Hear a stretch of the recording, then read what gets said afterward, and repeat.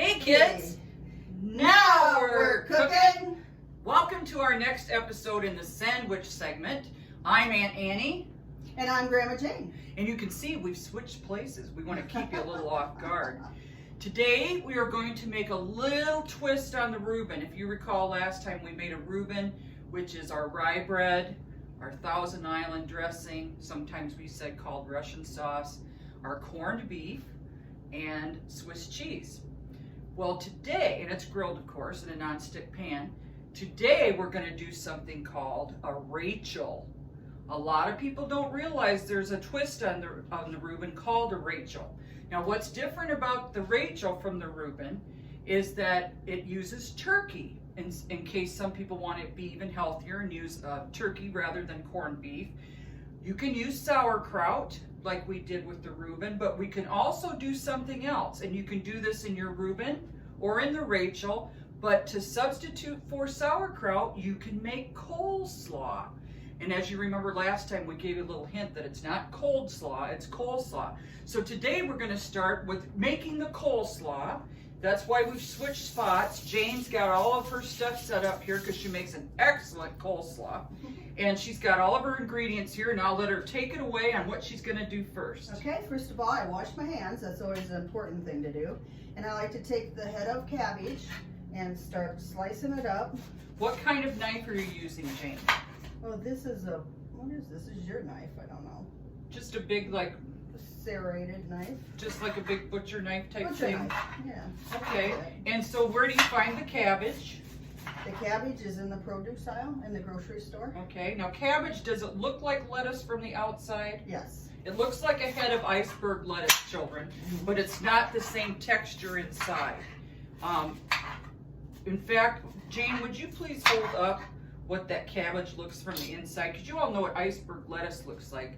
And if Jane takes it right up to that screen there, see, it looks kind of like hard, dense leaves in there. They're just really hard and dense, unlike the iceberg lettuce that you can gently tear off the head.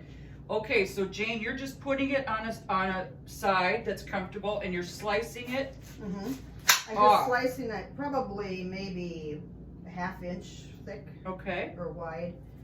So it's just easy to eat size. What kind of surface are you cutting on? I'm using a little, is it a plexiglass?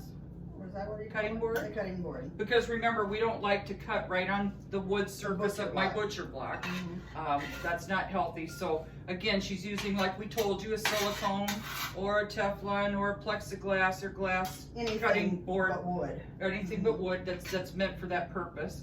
Okay, so again, the amount that you make will depend on the amount of people you're feeding for that particular meal, or how much you want to be able to put in the fridge to keep eating on through the week. The kind we're making has got mayonnaise base though, and that's the only thing. It kind of gets runny overnight. Okay. So you might have to doctor it up the next day, but it's better if you eat it fresh, this one. Okay, good tip. Better to eat fresh. And if you recall, when we made the Reuben, we said if the Reuben wasn't enough for you to eat and you did want a side, coleslaw, now you know why, is an excellent side for a Reuben that does typically or traditionally have sauerkraut. So Jane's got quite a bit of cabbage chopped up here. And Mom told me one time that you should look for cabbage that are sort of oblong, odd shaped sort of, and real solid together. That's a good head of cabbage. Okay, so oblong, and give it a good squeeze to make sure it's nice and firm. Yeah. Good tip, good tip. Yeah. And her mom's an excellent cook too.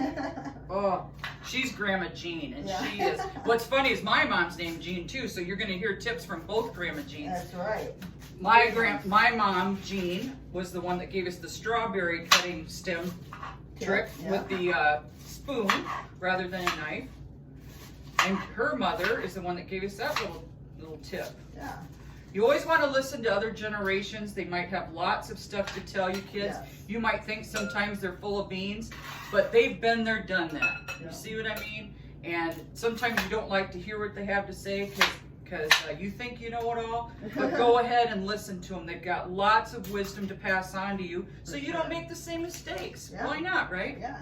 Okay, so what do we do after we've chopped up the cabbage? Well, then I'm going to cut open the green pepper. Is this a mandatory ingredient or optional? This is optional.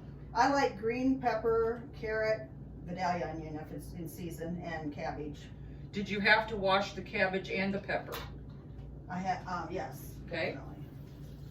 So again, we like to bathe our vegetables or wash them thoroughly so they're anything that might have been on the outside, again, they're in the grocery store with dirt and Yeah, and dust collecting on them and other hands touching them, etc. exactly. So now how are you cutting the green pepper? Oh, about, what did you say, 1/4 inch strips, and then I can dice them the other way.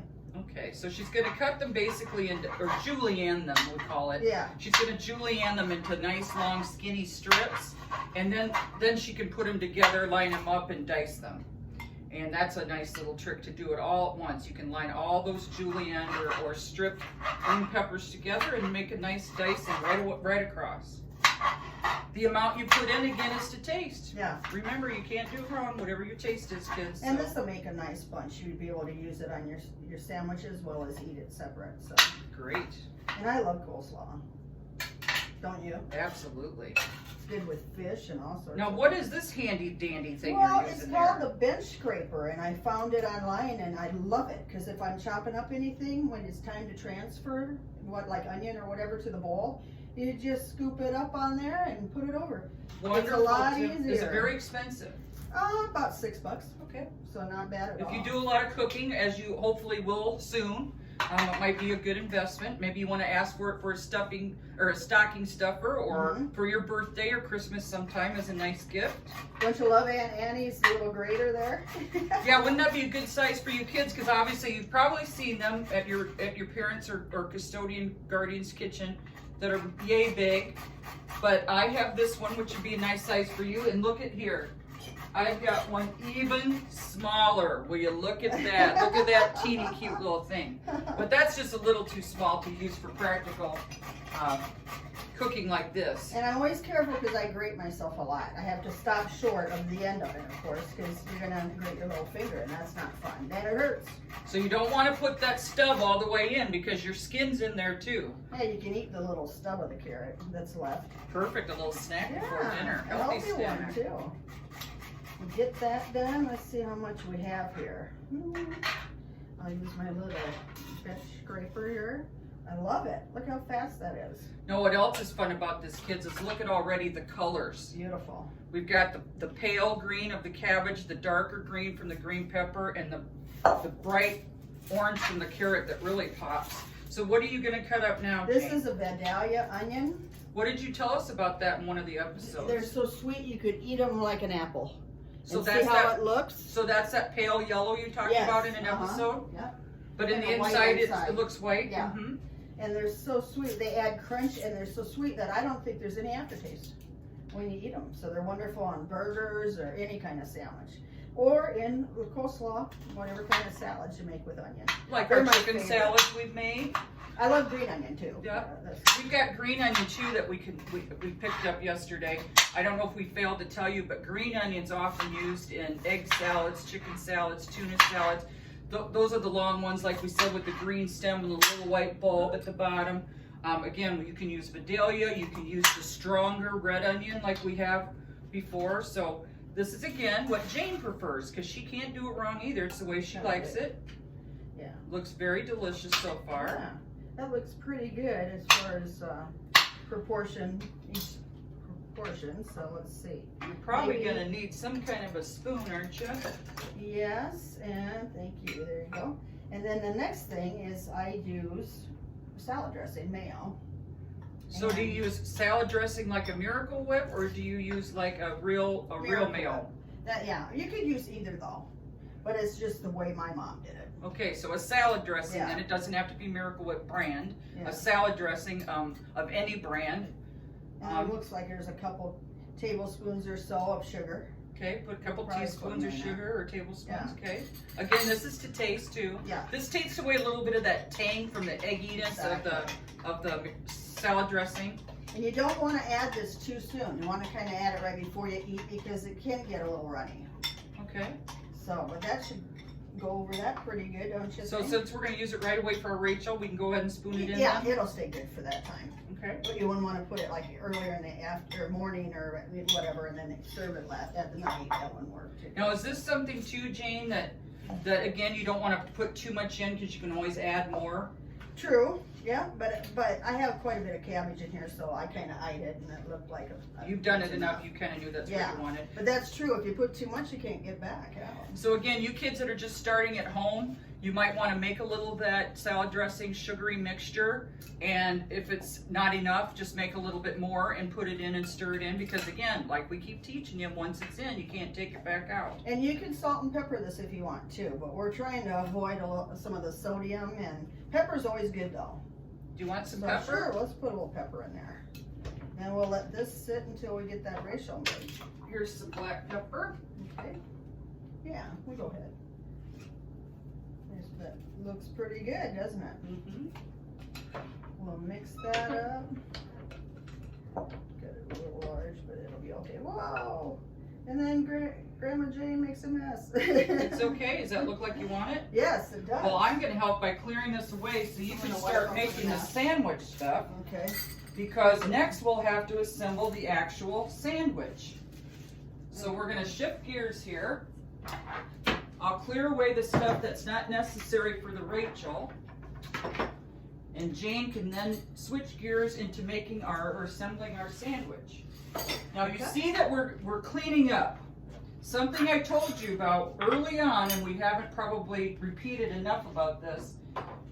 When you cook or bake, part of the gig is not only prepping and doing the actual baking or cooking, it's cleaning up as well. Mm-hmm. And Jane and I already discussed that we like to clean up as we go, Yeah. don't we? Then we Yep. don't have as big a mess at the end. That's right. When you're out of the mood and your tummy's full and you're like, I don't want to do this anymore. Clean up as much as you can as you go, but it's part of the gig. You don't pass the buck to somebody else. We don't ever want to be buck passers. Okay.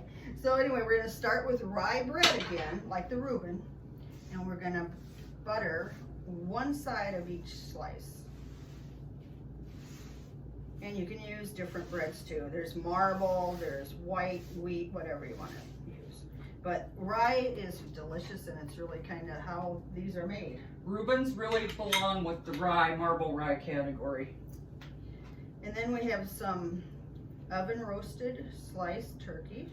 You Mm. can get at the meat department. So you can get that either packaged in like the meat section where there's cheeses and that sort of thing, and sliced or a shredded cheeses packaged, or like Jane said, you can get it from a grocery store that has a meat department, and they have it deli sliced for you, nice and thin. Yeah. So then, what do you do want next? the Thousand Island on there as well? Absolutely, I think I put it right over there in the Oh, counter it for is you. right here. I didn't see it. Sorry. I did it without her knowing, so Well, that's okay. I'm blind sometimes. no, she didn't know I'd already gotten that done for her while I was. Excellent. So again, just like the Reuben, Jane is spreading it on the inside of each slice of bread, with the butter, of course, being on the outside, because that's what's going to go in the pan for grilling. We're going to use the Teflon nonstick pan again, so we don't have to worry as much about burning the sandwich. And again, as much as you want to put on for the Thousand Island is again up to you. You can always dip it in it afterwards, and it's good that Reuben wise too. They're very good to dip them after. Yeah, if you don't want to put it in the sandwich, you can just dip it, or if you want additional, in addition to what you spread in the sandwich, you can have the little extra for dipping. A lot of people do that when they order them in restaurants. So what do we do next, Jane? There again, we're going to start with the cheese. What kind are we using this time? This is baby Swiss, right? Baby Swiss. Now, Yeah. what's the difference between Swiss and baby Swiss? It's milder.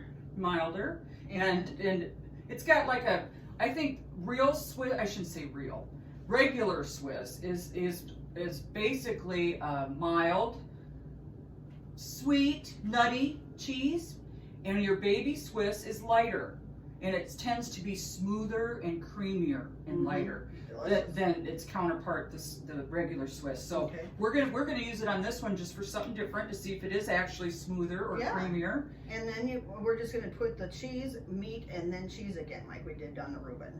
And this is delicious oven roasted turkey. Very lean, delicious. And I shall hand you the coleslaw. We'll put the cheese, and then we're ready for the coleslaw. And we're just gonna. Should we put the cheese on the outside again so the coleslaw stays in?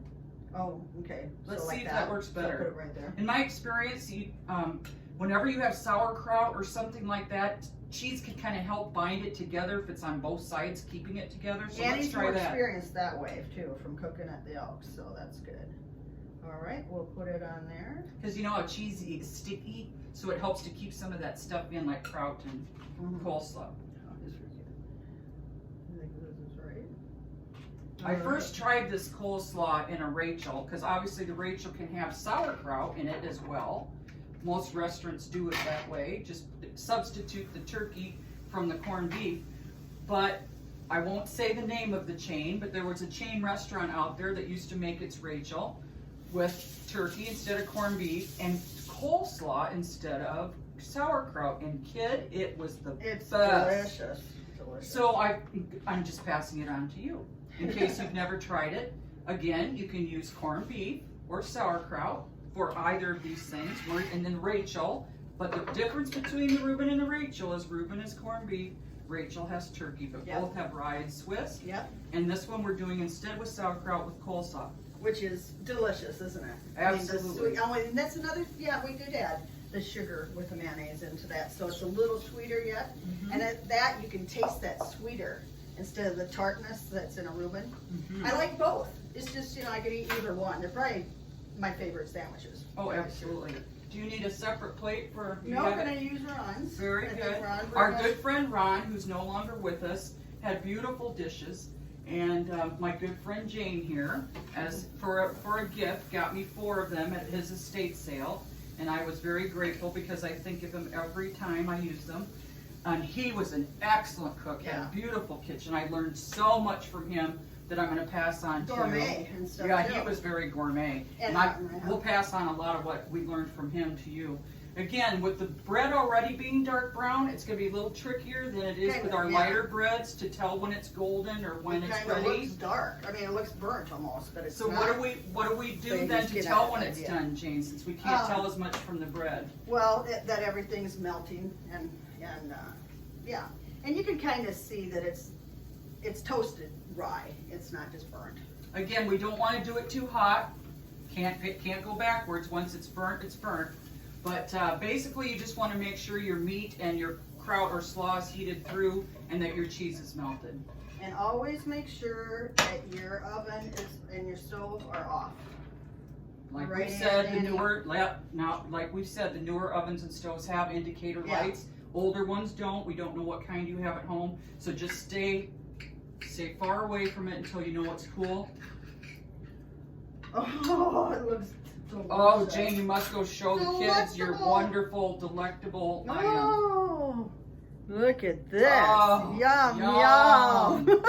Oh, kids, this is like the best. It is. So I tell you, look how quickly all of these sandwiches have been Fast, prepared. Next time we're going to have yet another sandwich. Again, we still have 3 or 4 segments at least of sandwiches, and then we're going to probably wrap up the sandwiches and move on to a different area. But we wanted you to have all these sandwiches while you're home from school and so forth this summer. Summertime, And- yeah. Yep. So again, instead of just throwing chips in your mouth or something that's quick or unhealthy, look how quickly you can make something healthier for you. So we're going to wrap it up this particular segment. We're going to move on to the next one in the next episode. And until next time, again, hey, here's a challenge for you. Make it a goal today to do something for someone, at least one person, to show them you care. What do you have to say, That's Jayne? awesome. The more you do, the better you feel. It's a great one. I say stay safe, and we love you. We sure do. Bye-bye, kids. Till next Bye. time. And Now we're cooking.